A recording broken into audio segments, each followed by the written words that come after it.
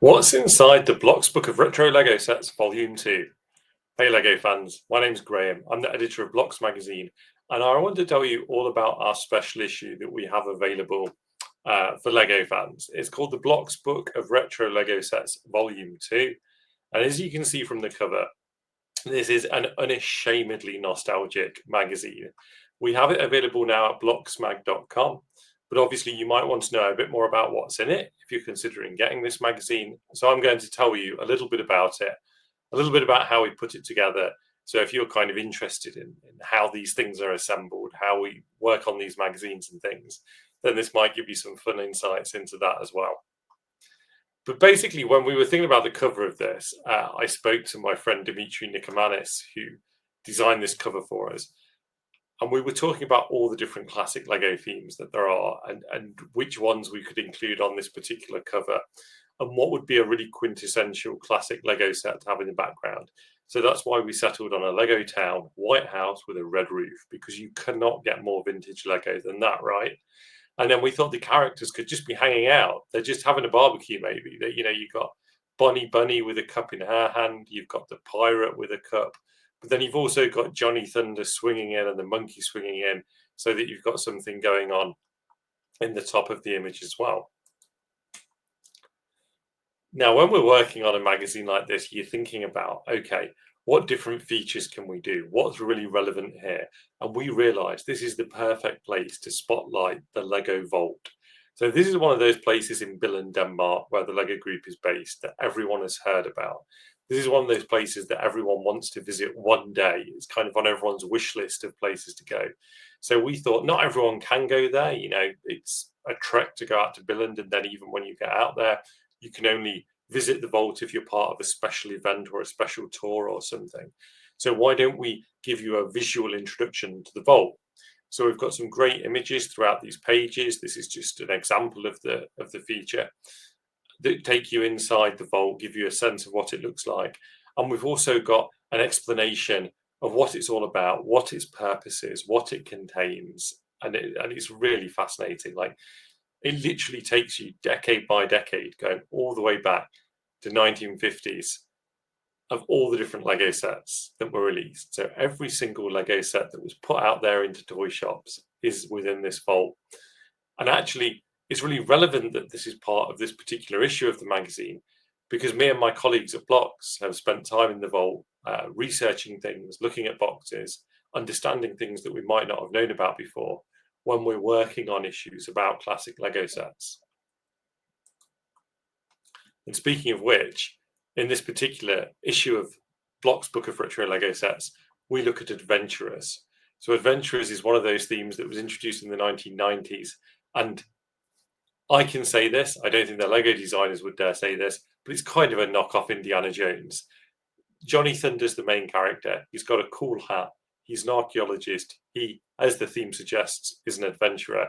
And he's going on all these amazing adventures all around the world to recover artifacts. There's maps, there's tents, there's old style vehicles. This theme was so much fun for kids of the 90s. And it went into the 2000s before it finished. But this article takes you through it all. It just explains to you what Adventurers was, how it evolved, how it developed, what some of the special things about this particular theme were. And I should mention at this point that every article, every feature in Block's Book of Retro Lego Sets Volume 2 is completely unique to this magazine. They have not appeared before in the pages of Block's magazine. We also have a feature like that Adventurers one for Fabuland. And speaking of Fabuland, we've got these Q&As throughout the magazine. We've got like 10 of them, roughly speaking. It might be 8, it might be 12. I can't remember exactly. But basically, we talk to fans who are creating models today inspired by those classic themes. And in the case of this particular Q&A, Stuart Cromar is combining Star Wars and Fabuland for these really fun mashup creations. But we've got them on all sorts of themes. We've got castle, we've got space, we've got pirates, we've got all the good Lego themes from yesteryear that people are now creating their own models inspired by. It's really fascinating to see what people are coming up with. And it's really nice to see people's childhoods influencing what they're doing today. We also have some very special interviews in this magazine, including this one with Johnny Pinholt Torsen. Johnny was the guy behind the big yellow Lego truck that many people will remember going to see as it toured around Europe, opening up the back, and you could go inside and look at all of the new exciting Lego releases. The yellow truck has got a kind of mythic status in people's minds, and this is why it was so fascinating to hear Johnny tell his story about how he came up with the idea, how they executed it, and made it happen. It's a really fascinating insight into a really unique thing that the Lego Group did. We still have these mall displays and things, we still have activations that go around, but there was something about the idea that there was a person in the front of this truck driving it around to different locations. You could be driving down the road and this enormous Lego truck could drive past you. There's just something about that that really captures the imagination. So there's several of these interviews throughout the magazine, and another one is with Steen Kister. Now, he had a really unique experience because almost all of the Lego sets are designed in Billund, Denmark, which is where the company was founded and where its offices still are today. But there was actually a design studio out in Copenhagen for a number of years, and that's where Lego Fabuland came from. So Steen is one of the people who worked on the sets with anthropomorphic animals. He also worked on Belleville and some other weird and wacky stuff that came out through the years. And he has some really fun stories about what it was like working in Copenhagen, a long way removed from where the leaders of the Lego Group were based. So maybe there was a bit more mischief that you could get up to. Maybe there was some more, some unorthodox things going on. But it really gives you a flavour of what it was like in a very different era of the Lego Group in the 80s, when things were maybe a bit more chill, a bit less corporate, when the company wasn't quite as big yet. And again, if you want to get these stories, then go over to blocksmag.com, and that's where you can buy this particular magazine, as well as all of the rest of our back issues. So as well as the interviews, the deep dive features, and the Q&As with fans who are creating models based on classic themes, we also have these pages where we spotlight specific Lego sets from the classic themes. So in this case, we've got a Western set and an Aquazone set, and that just gives you some idea of the breadth that we're looking at. We're looking at sets from the 80s, the 90s. We've probably got one or two from the 70s in here. It really is a varied batch of Lego sets that we're looking at throughout this issue. And in addition to everything that I've shown you here, we also have instructions. Now, the instructions are either for a modern reinterpretation of a classic Lego set or a micro recreation of a classic Lego set. And then you can order the bricks. We've got parts lists for all of them. So you can order the bricks yourself.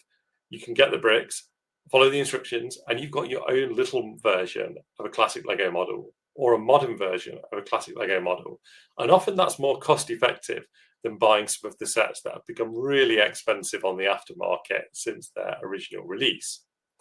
It's always really fun when we get to work on one of these special one-off magazines that sits alongside the main monthly magazine that we produce for Lego fans. And the nice thing about these is because they're themed, you can really deep dive into something. So it was really fascinating for me and the team to just get soaked in the nostalgia, to really think about all those Lego themes, to really think about what it was like when you used to turn the pages of those classic catalogues, and think about how we could give that experience again in Block's Book of Retro Lego Sets, Volume 2. We're super proud of how this one turned out. And I think if you're a Lego fan who grew up in that era of like the 80s and 90s, you'll really enjoy looking back at some of these sets and remembering them. But also, if you're new to Lego, if you weren't around back then, if you're young enough that you don't remember these sets, then this is a way to find out what all of these old fans are talking about when they're reminiscing about Pirate, Space, Castle, Fabuland, Adventurers, all of this stuff. So head on over to blocksmag.com. You can find out more information on Block's Book of Retro Lego Sets Volume 2, as well as all of the other magazines that we've published through the years. You can buy the back issues, you can have a browse, you can see what's available. And I really hope that you enjoy this walk down memory lane.